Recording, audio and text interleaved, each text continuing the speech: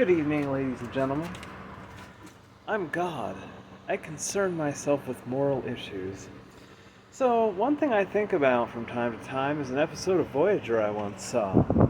Tom Paris is trying out a shuttle that will allow him to break the Warp 10 barrier, which is supposedly impossible. Hey man, Warp 10 is like infinite velocity. You exist simultaneously at every point in space, is what they say. Of course, he manages to make Warp 10, and they just find him a little ways away, which, I mean, from what they just said, is pretty much an impossibility. It's like, it's at every point in space, but when he drops out of Warp 10, he just so happens to be just, like, within your sensor range. Like, the odds of that are infinitesimal. But whatever. So anyway, Tom Paris, he's like, yay for me! And then he starts getting sick. He starts transforming. And as he's transforming, he manages to escape because he's just going crazy in the head, and he kidnaps Captain Janeway and takes her with him on that Warp 10 shuttle, and then they fly off at Warp 10. So the Voyager crew finds them sometime later on this planet, and they've transformed into these salamander creatures. And they have 4 salamander creature children. I'm going to take a few puffs of Delta 8 for the philosophical ramifications here. Now, Voyager was like Groundhog's Day. Every new episode, no matter how bad the ship was damaged, it was always back to status quo. It's the main rule of Voyager. But I'm thinking about Tom Paris and Janeway. You know, on subsequent missions, they ever just like accidentally make eye contact and think back like, we have 4 space salamander babies together. We just left them on that planet. Hey, you want to ditch all of this and just get back to that life? It was so much simpler.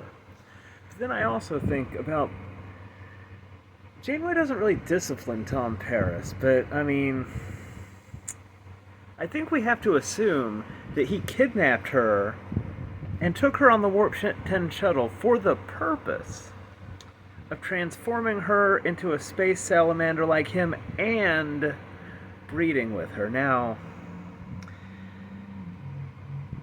there's not like a name for that, but it's definitely some sort of like boundary issues. It's definitely a transgression to kidnap somebody, transform them into a space salamander, and breed with them. Like, even if as a space salamander she was down for the breeding, then you can just look at the Warp 10 travel and the transformation as an elaborate form of biological roofies that, turn you into a space salamander. So, but does Paris face repercussions?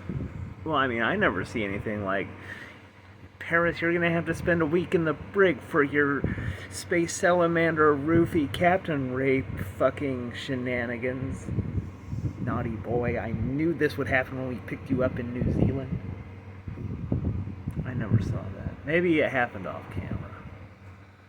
Another obvious thing, since they can cure the space salamander condition from traveling at Warp 10, there is no goddamn excuse, none whatsoever, for Voyager not to outfit their engines with the Warp 10 magic, fucking zap themselves back to the Alpha Quadrant, have the EMH immediately get started on your anti-salamander treatments, bada bing, bada boom, Bob's your uncle, all Voyager problem solved.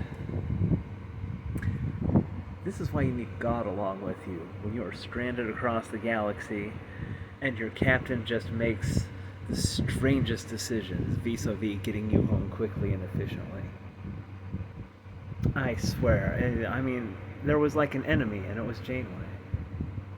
And that thing where the continuity, once the ship was even divided into 2 different versions, and the entire episode, one version is getting hammered the fuck out of, one is pristine as fuck. At the end of the goddamn episode, which one is sacrificed? The one that's pristine. The one that's wrecked as fuck, it's the one that manages to survive. It's like, where are they going to get parts for this?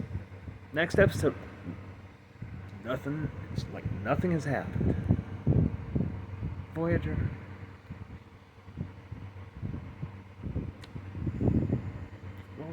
What were you doing? Where are they? Where are they getting the antimatter? They're like, oh, it was the matter was replicated, but the antimatter wasn't. Well, that brings up a good question. Where are you getting your motherfucking antimatter? Anyway, have a nice night.